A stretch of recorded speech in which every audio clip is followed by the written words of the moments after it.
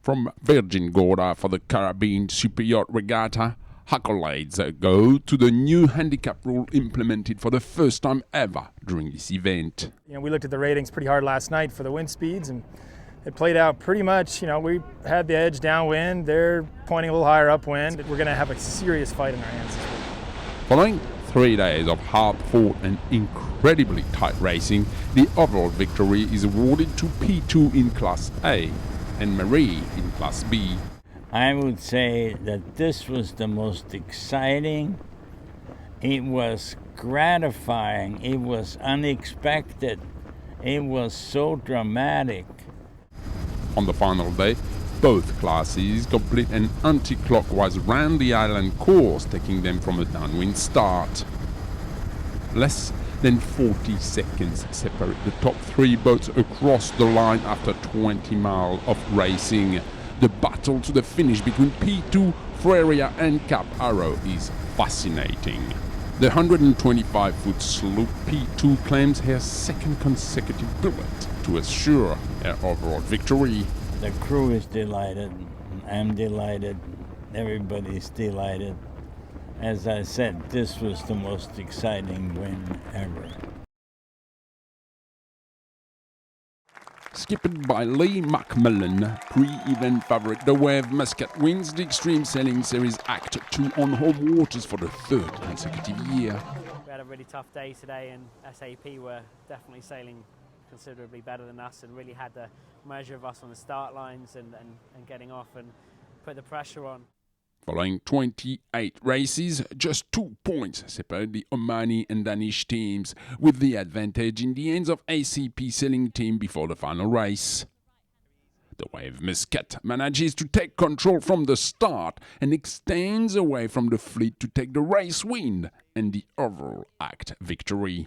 Yeah, we pulled it off right in the last race when we had to, and it's pretty exhausting when it happens that way.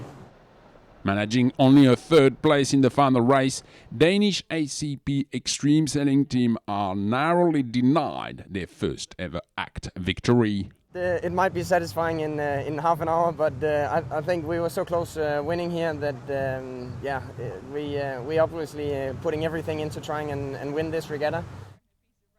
The Danes conclude Act 2 in 2nd place after an exciting down-to-the-wire final double-point race shootout. We'll be happy with the 2nd place here and looking forward to race again in China. Next, the Extreme Sailing Series moves to Qingdao at the end of April. Over 600 people attend the award dinner and ceremony of the 88th Bacardi Cup and the 6th Bacardi Miami Sailing Week. When you come to Miami for the Bacardi Regatta, you know it's going to be a good regatta and it's going to be a good week of sailing. Following a week-long regatta, Lars Grael and Samuel Goncalves defend their Star Bacardi Cup title from 2014 in front of 56 boats. We are very proud to win the Bacardi Cup for the 2nd time in a row. I think it's not too many times on the history of the Bacardi Cup with 88 years that someone wins twice in a row. The J70s complete 8 races over the 3 days event. Finishing first in the 46-boat fleet is Mauricio Santa Cruz on Bruschetta. High-level sailing with a lot of fun in the evening activities, and that is something that's contagious, and you'll see top sailors from all over the world coming. 9 races are completed on the Vipers 640 course with 32 teams competing. Winning the week is Brad Boston on Jackpot. Well, I think with the number of boats and the competitors we've seen listed, it's a pretty deep fleet. Everyone is already looking forward to the 2016 regatta that will take place in Coconut Grove and Biscayne Bay. The 2nd edition of the Swan Cup Caribbean draws to a close with a 4th day of picture-perfect sailing for the 21 participating yachts. The Swan Cup is a showcase of passion and sportsmanship and a testament to the joy of sailing. The setting of the Yacht Club Costa Esmeralda in Virgin Gorda is spectacular, and the entire week is characterized by brisk easterly wind of 20 knots. Following a single start for all classes, the larger Class A boats are to complete on a 25 nautical mile course that brings them west to Great Kamanoe Islands and back to the finish of Necker Island. With no change in the prevailing conditions, the group winners claim bullet on corrected time to extend their leads they had secured from the start of the event. Overall winners of the event are Swan 80 Celine in Class A and Swan 53 Music in Class B.